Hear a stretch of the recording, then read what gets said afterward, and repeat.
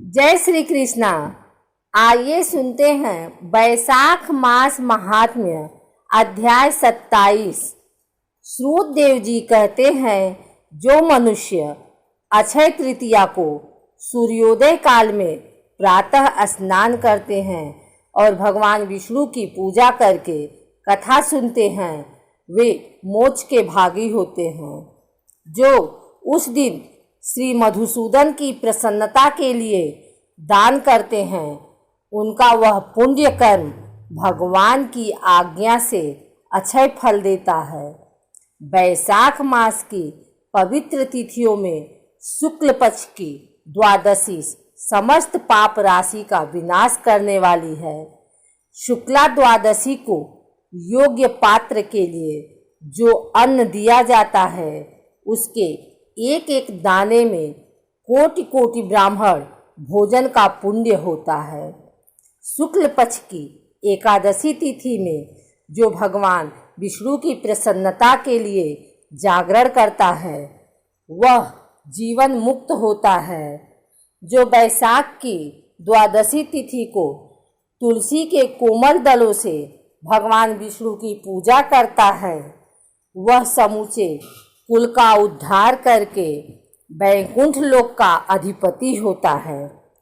जो मनुष्य त्रयोदशी तिथि को दूध, दही, शक्कर, घी और शुद्ध मधु, इन 5 द्रव्यों से भगवान विष्णु की प्रसन्नता के लिए उनकी पूजा करता है तथा जो पंचामृत से भक्तिपूर्वक श्री हरि को स्नान कराता है, वह संपूर्ण कुल का उद्धार करके भगवान विष्णु के लोक में प्रतिष्ठित होता है। जो सायंकाल में भगवान विष्णु की प्रसन्नता के लिए शरबत देता है, वह अपने पुराने पाप को शीघ्र ही त्याग देता है। बैसाख शुक्ला द्वादशी में मनुष्य जो कुछ पुण्य करता है, वह अक्षय फल देने वाला होता है। प्राचीन काल में कश्मीर देश में देवव्रत नामक एक ब्राह्मण थे। उनके सुंदर रूप वाली एक कन्या थी, जो मालिनी के नाम से प्रसिद्ध थी। ब्राह्मण ने उस कन्या का विवाह सत्यशील नामक बुद्धिमान द्विज के साथ कर दिया। मालिनी कुमार्ग पर चलने वाली पुष्चली होकर स्वच्छंदता पूर्वक इधर उधर रहने लगी। वह केवल आभूषण धारण करने के लिए पति का जीवन चाहती थी। उसकी हितैषणी नहीं थी। उसके घर में कामकाज करने के बहाने उपपति रहा करता था। सभी जाति के मनुष्य जार के रूप में उसके यहाँ ठहरते थे। वह कभी पति की आज्ञा का पालन करने में तत्पर नहीं हुई।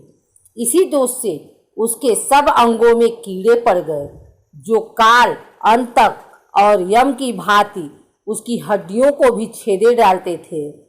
उन कीड़ों से उसकी नाक, जिह्वा और कानों का उच्छेद हो गया। स्तन तथा अंगुलियां गल गई, उसमें पंगुता भी आ गई।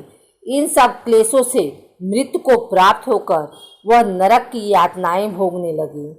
1,50,000 वर्षों तक वह तांबे के भांड में रखकर जलाई गई। 100 बार उसे कुत्ते की योनि में जन्म लेना पड़ा। तत्पश्चात सौवीर देश में पद्मबंधु नामक ब्राह्मण के घर में वह अनेक दुखों से घिरी हुई कुतिया हुई। उस समय भी उसके कान, नाक, पूंछ और पैर कटे हुए थे। उसके सिर में कीड़े पड़ गए थे और योनि में भी कीड़े भरे रहते थे। राजन, इस प्रकार 30 वर्ष बीत गए। एक दिन बैसाख मास की शुक्ल पक्ष की द्वादशी तिथि को पद्मबंधु का पुत्र नदी में स्नान करके पवित्र हो भीगे वस्त्र से घर आया। उसने तुलसी की बेदी के पास जाकर अपने पैर धोए। दैव योग से वहां कुतिया बेदी के नीचे सोई हुई थी। सूर्योदय से पहले का समय था। ब्राह्मण कुमार के चरणोदक से वह नहा गई और तत्काल उसके सारे पाप नष्ट हो गए। फिर तो उसी क्षण उसे अपने पूर्व जन्मों का स्मरण हो गया। पहले के कर्मों की याद आने से वह कुतिया तपस्वी के पास जाकर दीनतापूर्वक पुकारने लगी, हे मुनि, आप हमारी रक्षा करें। उसने पद्मबंधु मुनि के पुत्र से अपने पूर्व जन्म के दुराचारपूर्ण वृत्तांत सुनाए और यह भी कहा, ब्राह्मण, जो कोई भी दूसरी युवती पति के ऊपर वशीकरण का प्रयोग करती है, वह दुराचारिणी मेरी ही तरह तांबे के पात्र में पकाई जाती है। पति स्वामी है, पति गुरु है और पति उत्तम देवता है। साध्वी स्त्री उस पति का अपराध करके कैसे सुख पा सकती है? पति का अपराध करने वाली स्त्री सैकड़ों बार तिर्यग्योनि पशु पक्षियों की योनि में और अरबों बार कीड़े की योनि में जन्म लेती हैं। इसलिए स्त्रियों को सदैव अपने पति की आज्ञा का पालन करना चाहिए। ब्राह्मण, आज मैं आपकी दृष्टि के सम्मुख आई हूँ। यदि आप मेरा उद्धार नहीं करेंगे तो मुझे पुनः इसी यातनापूर्ण घृणित योनि का दर्शन करना पड़ेगा। अतः विप्रवर, मुझ पापाचारिणी को वैशाख शुक्ल पक्ष में अपना पुण्य प्रदान करके उबार लीजिए। आपने जो पुण्य की वृद्धि करने वाली द्वादशी की है, उसमें स्नान, दान और अन्न भोजन कराने से जो पुण्य हुआ है, उससे मुझ दुराचारिणी का भी उद्धार हो जाएगा। महाभाग, दीनवत्सल, मुझ दुखिया के प्रति दया कीजिए। आपके स्वामी जगदीश्वर जनार्दन दीनों के रक्षक हैं। उनके भक्त भी उन्हीं के समान होते हैं। दीनवत्सल, मैं आपके दरवाजे पर रहने वाली कुतिया हूँ। मुझ दीनों के प्रति दया कीजिए, मेरा उद्धार कीजिए। अंत में मैं आपके द्विजेंद्र को नमस्कार करती हूँ। उसका वचन सुनकर मुनि के पुत्र ने कहा, कुतिया, सब प्राणी अपने किए हुए कर्मों के ही सुख दुख रूप का फल भोगते हैं। जैसे सांप को दिया हुआ शर्करा मिश्रित दूध केवल विष की वृद्धि करता है, उसी प्रकार पापी को दिया हुआ पुण्य उसके पाप में सहायक होता है। मुनि कुमार के ऐसा कहने पर कुतिया दुख में डूब गई और उसके पिता के पास जाकर आर्त स्वर से क्रंदन करती हुई बोली, पद्मबंधु बाबा, मैं तुम्हारे दरवाजे की कुतिया हूँ। मैंने सदा तुम्हारी जूठन खाई है। मेरी रक्षा करो, मुझे बचाओ। गृहस्थ महात्मा के घर पर जो पालतू जीव रहते हैं, उनका उद्धार करना चाहिए। यह वेद वेत्ताओं का मत है।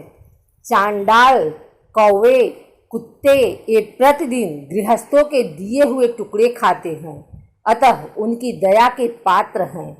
जो अपने ही पाले हुए रोगादि से ग्रस्त एवं असमर्थ प्राणी का उद्धार नहीं करता, वह नरक में पड़ता है। यह विद्वानों का मत है। संसार की सृष्टि करने वाले भगवान विष्णु एक को कर्ता बनाकर स्वयं ही पत्नी, पुत्र आदि के ब्याज से समस्त जंतुओं का पालन करते हैं। अतः अपने पोष्य वर्ग की रक्षा करनी चाहिए। यह भगवान की आज्ञा है। दयालु होने के कारण आप मेरा उद्धार कीजिए। दुख से आतुर हुई कुतिया की यह बात सुनकर घर में बैठा हुआ मुनि पुत्र तुरंत घर से बाहर निकला। इसी समय दयानिधान पद्मबंधु ने कुतिया से पूछा, यह क्या वृत्तांत है? तब पुत्र ने सब समाचार कह सुनाया। उसे सुनकर पद्मबंधु बोले, बेटा, तुमने कुतिया से ऐसा वचन क्यों कहा? साधु पुरुषों के मुंह से ऐसी बात नहीं निकलती। वत्स, देखो तो सब लोग दूसरों का उपकार करने के लिए उद्धत रहते हैं। चंद्रमा, सूर्य, वायु, रात्रि, अग्नि, जल, चंदन, वृक्ष और साधु पुरुष सदा दूसरों की भलाई में लगे रहते हैं। दैत्यों को महाबली जानकर महर्षि दधीचि ने देवताओं का उपकार करने के लिए दयापूर्वक उन्हें अपने शरीर की हड्डी दे दी थी। महाभाग, पूर्व काल में राजा शिबी ने कबूतर के प्राण बचाने के लिए भूखे बाज को अपने शरीर का मांस दे दिया था। पहले इस पृथ्वी पर जीमूतवाहन नामक राजा हो गए हैं। उन्होंने एक सर्प का प्राण बचाने के लिए महात्मा गरुड़ को अपना जीवन समर्पित कर दिया था। इसलिए विद्वान ब्राह्मण को दयालु होना चाहिए। क्या इंद्रदेव शुद्ध स्थान में ही वर्षा करते हैं और शुद्ध स्थान में जल नहीं बरसाते? क्या चंद्रमा चांडालों के घर में प्रकाश नहीं करते? अतः बार बार प्रार्थना करने वाली इस कुतिया का मैं अपने पुण्यों से उद्धार करूंगा। इस प्रकार पुत्र की मान्यता का निराकरण करके परम बुद्धिमान पनबंधु ने संकल्प किया, कुतिया ले, मैंने द्वादशी का महापुण्य तुझे दे दिया। ब्राह्मण के इतना कहते ही कुतिया ने सहसा अपने प्राचीन शरीर का त्याग कर दिया और दिव्य देह धारण कर दिव्य वस्त्र आभूषणों से विभूषित हो दसों दिशाओं को प्रकाशित करती हुई ब्राह्मण की आज्ञा ले स्वर्ग लोक को चली गई। वहां महान सुखों का उपभोग करके इस पृथ्वी पर भगवान नर नारायण के अंश से उर्वशी नाम से प्रकट हुई।